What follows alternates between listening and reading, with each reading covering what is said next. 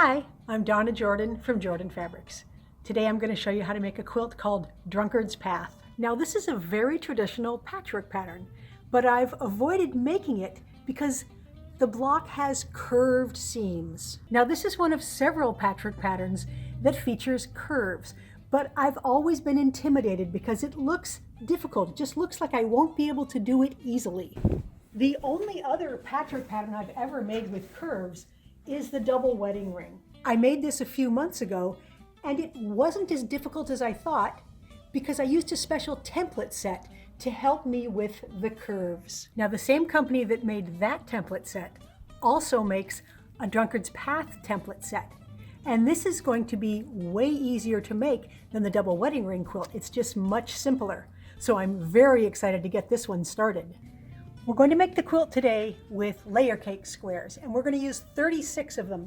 Now most sets come with 40 or 42, so one package is plenty. Now this one is from Riley Blake, and it's called Anne of Green Gables, which is one of my favorite series of books. So the story involves a girl named Anne, an orphan, growing up in the early 1900s in Prince Edward Island, Canada.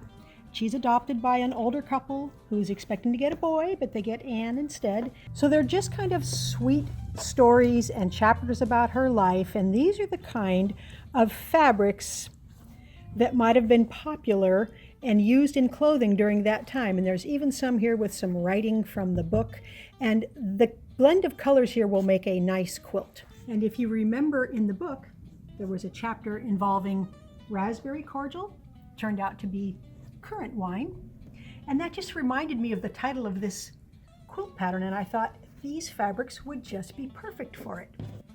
I've separated my layer cake squares into two different stacks. I have a darker one and a lighter one. They don't have to be perfect, but we're going to make these in pairs, so we're going to pick one of the darker and one of the lighter. Now this is not a complicated pattern. We're basically going to cut curves out of both of these, swap them out, and stitch them back together. And here is where the template set really does the work for us.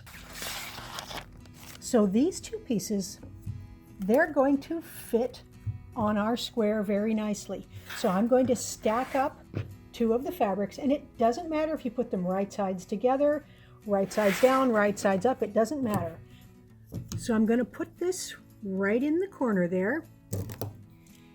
And then I'm going to use a smaller cutter than I normally use. This is the 45mm cutter. I usually use the big one, which is 60mm, but it's a little bit harder to navigate the curves with a really big cutter.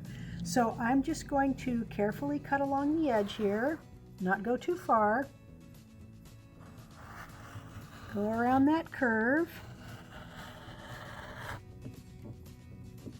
and cut like this. Now, I'm going to move the template, but you can see that is all cut there. Now, the second piece is going to fit up in this corner. Now, I'm going to have to spin it around so I can cut. So again, I'm going to line it up on the edges here and go right around this curve.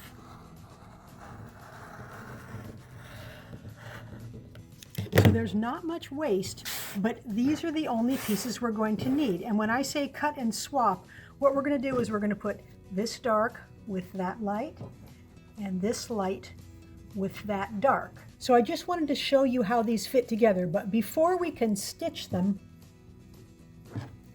we are going to use these handy dandy little slits in the template to help us match up everything when we sew. What we want is we want to actually slit our fabric right where those slits in the templates are.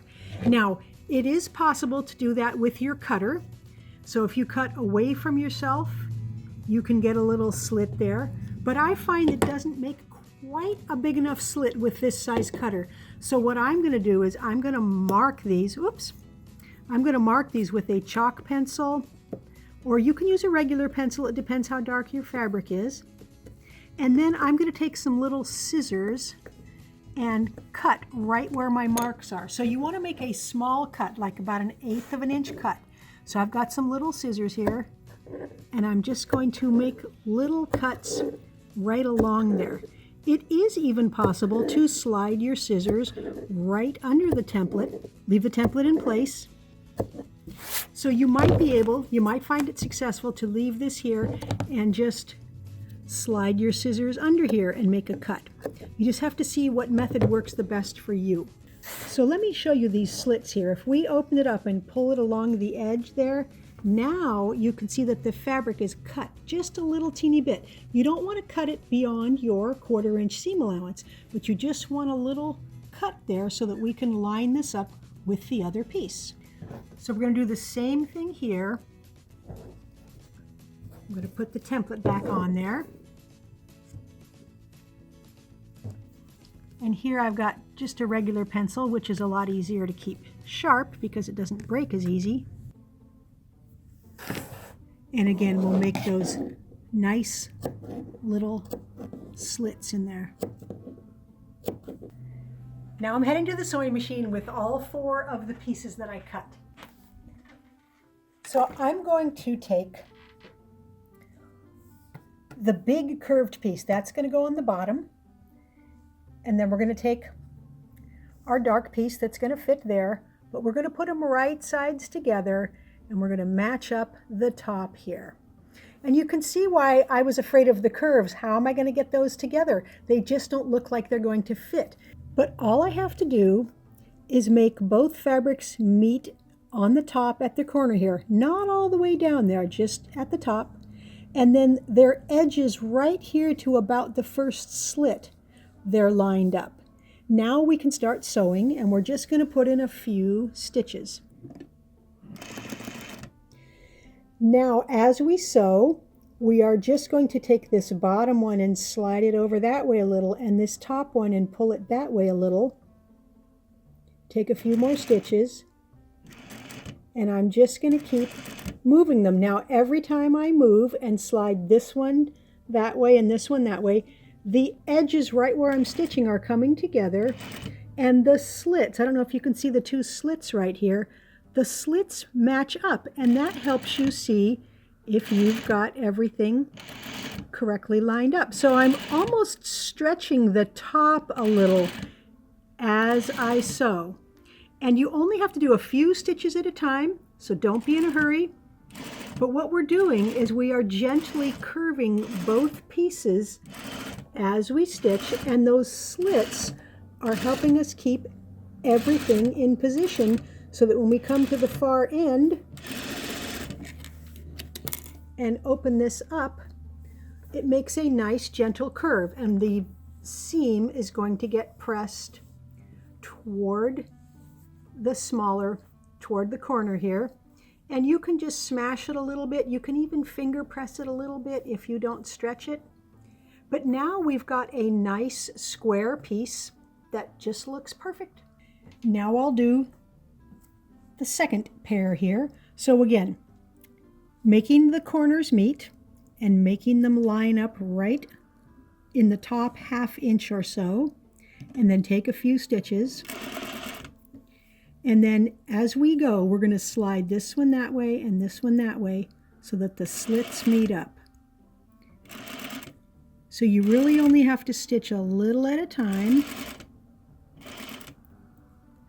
So we're kind of stitching and pulling.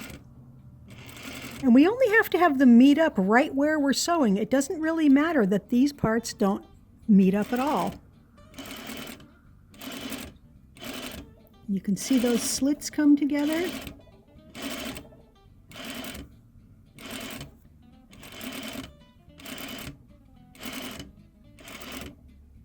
When you get near the end here, you can match up that last little bit. And it feels a little awkward, but when you're all done, it makes such a nice curve. Very fun. So this is what the quilt is made of. Just this block repeated over and over. It's a 1-block wonder quilt. And the method used with the slits and the marks is the easiest method I've ever used to get these curves sewn together. I've tried other ways in the past. I've tried pinning, I've tried marking the middle, but when you look at this long curve, and you think about sewing this on, if you only mark the middle, it's really hard to get everything stretched properly, and you might end up with everything not matched. So you might end up with this piece sticking off a little bit here, or this piece too short. So because we only have to stitch, let me find one that's marked here. Because we only have to stitch really about an inch at a time, that's what makes it so easy to get everything lined up and flat. Now I know I mentioned earlier to iron the seam allowance toward the centerpiece, but if you've got a real light corner, you can iron the seam allowance the other way. It doesn't really matter. The blocks are going to lay nice and flat either way. And if you have a real light print here and a real dark print here, you're definitely going to want to put that seam allowance towards the darker print. Now, if you find you have some trouble with your templates moving as you're cutting, the template set does come with this sticky back rough paper stuff. So you can peel off the sticky back and you can cut a little piece of this and you can put it onto your template. So you probably don't want to use your good scissors for that, but you can peel off the sticky part and you can put a couple of these onto your template. And it feels like sandpaper, and it really keeps it from moving. When you press this down, it doesn't want to slide at all now. Another thing you might find useful is this spinning cutting board. So this, it spins. So if you put these pieces on here, put your templates on it, you can cut this way and then you can spin it around without picking up your fabrics so that you can cut this piece here. So you can get all your pieces cut, then you can spin it and mark them all. You can spin it again and mark them here. It's not something you have to have, but if you do have this, I would highly recommend you use it for cutting out all your pieces. I've got all 36 blocks done, and I'm ready to lay out the quilt. And there's options with this style of block. We have several different ways we can lay the blocks out. And I think I'd like to try several of the layouts to see what will look the best. So I'm going to start in the center here, and I'm going to work my way out. And I'm not going to worry too much at first about exactly which print is where. I'm just going to try to get a nice layout. So all I've done here is taken 4 blocks and laid them out so we have a circle in the middle of each of the 4 blocks. It's a very simple layout, but very effective. Now here's a second option for laying out your blocks. Every block is laid out exactly the same way, and I really like it. It feels very balanced. Now I haven't traded around any of the colors, so I might trade around a little bit so I don't have so much green right there, but I really do like this. It's a nice calm layout. Now this is interesting. I put the colors in diagonal sections there, and it kind of makes a broken pathway up the quilt. And I really think that this is the best layout for these blocks. It makes a very interesting secondary pattern there. Now this layout is a lot simpler than it looks. The blocks are only laid 2 ways. So if you look at the block here, it's either laid like this or it's turned around. The whole quilt is just every other block like that. And the template set does come with pictures of different layouts. And I'm actually doing that one right there. So I'm going to go ahead, get all the blocks sewn together. They're very easy to stitch up because there's nothing to match within each block. I'm just going to sew 1 row, iron all the seams to one side, sew the next row, iron all those seams to the other way. Then it'll be really easy to get those rows together. I'm going to put a couple of borders on it, then I can get it on the quilting machine. The Drunkard's Path quilt, it's all stitched up, the borders are on it, it's loaded up and ready to be quilted, but we've got to pick a thread color. Now, any of these colors will work, and I don't think there's a wrong choice here. The dark green, it's going to show a lot in these light prints, but they have a lot going on. The nice dark purple, it's going to show again in the light, a little bit there, a little in the green. I really think this medium green here is probably going to work the best. It's not going to show very much in the light, Not at all in the green, just a little bit there. I think this will blend in the best, so I'm going to go with that. For the quilting pattern, I had to pick some roses. There's so many roses in the prints that this just seems perfect. It's called Maggie's Roses, and this is going to look really nice on that pattern.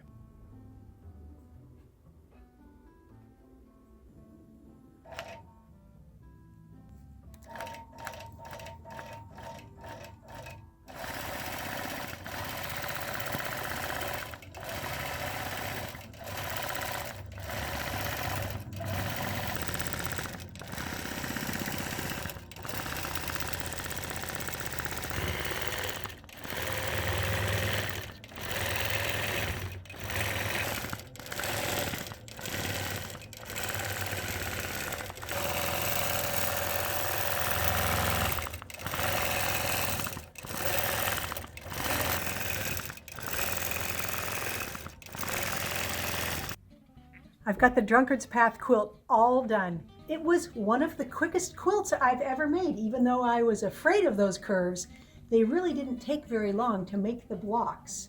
Now the patchwork, it's 48 by 48 because these are 8-inch blocks. Added some borders, now it's 62 inches square, so it's a nice throw size. I really like the quilting here. You can see those flowers, you can see the leaves, see the roses. Now on the back side, I used an almost solid here. And again, you can just get a hint of those nice big roses. I used the same binding here that I used on the inside border. I do that a lot. I think it balances it out to have those colors balanced like that. And the bigger border around here does frame the pattern very nicely. Thanks for watching our Drunkard's Path tutorial today. We hope you enjoyed it. If you have any questions, leave them in the comments below and I'll be sure to answer. And I hope that inspires you to make a curved quilt because it is a lot easier than it looks. Now before we go, another giveaway. So you might have seen when I made this quilt and showed you how to do pieced borders. The pattern is a log cabin. In the video, I was just showing how to do some nice pieced borders. But today you can win it. It's very easy to enter. All you have to do is click the link that says giveaway and put in your email address and your name, and then we can send this to the winner anywhere in the world. So good luck. Now, if you like our videos and you want to support us, the best thing you can do is subscribe to our YouTube channel. That would really help us out. Happy quilting!